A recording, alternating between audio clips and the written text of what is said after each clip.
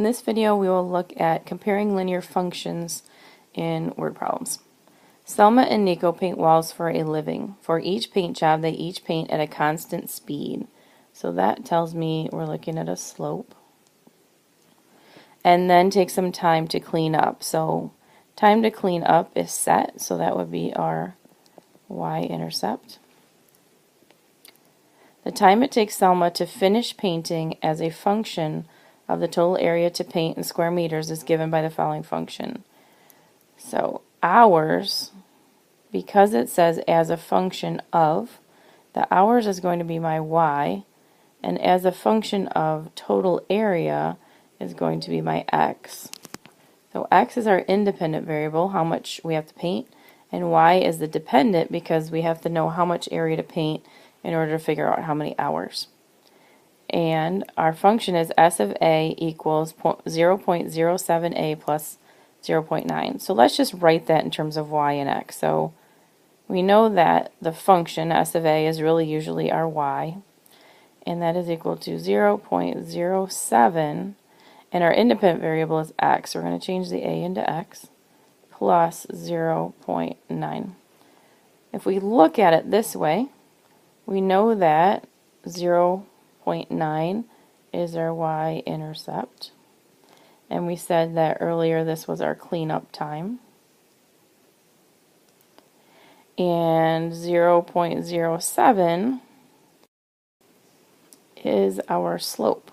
So 0.07 is our slope, or what they said in the beginning was that was our speed.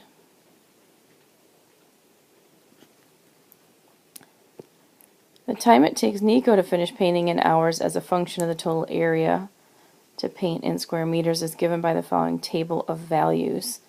So here we don't have a slope and we don't have a y-intercept. We know that if we take our slope as rise over run, so we're going to go ahead and subtract 2 minus 1.5 over, and we subtract 20 minus 10. 2 minus 0.5 is 0.5. 20 minus 10 is 10. 0.5 divided by 10 is 0.05.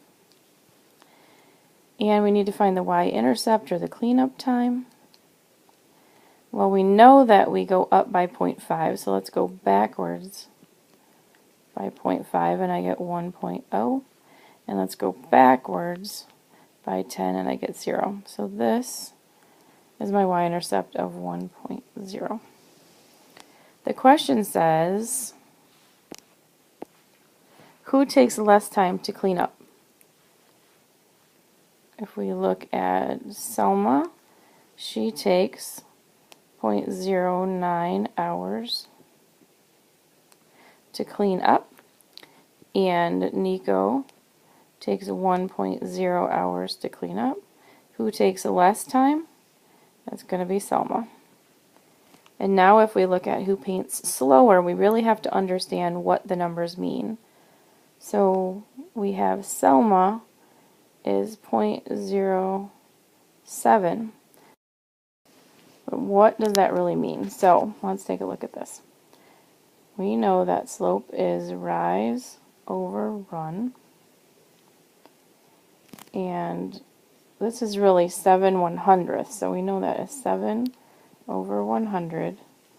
And rise, we set up here y is in terms of hours.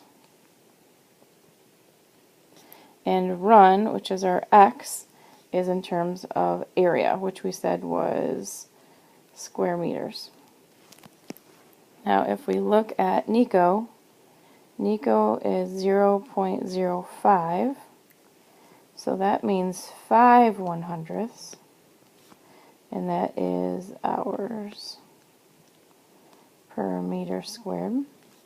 Now when we look at the actual numbers, 0.07 and 0.05, it says who paints slower? Well, if I'm looking at rate of change, I'm going to say that slower is 0.05 because 0.05 is smaller than 0.07. But if I actually look at what the numbers mean, 7/100ths is hours per meter squared. So it takes Selma 7 hours to paint 100 meters, square meters. But Nico only takes 5 hours to paint 100 meters squared. So when I look at this, 7 hours to paint 100 square meters or 5 hours to paint 100 meters squared, I'm going to go with who paints slower? Well, that's going to be Selma because it takes her way longer to paint.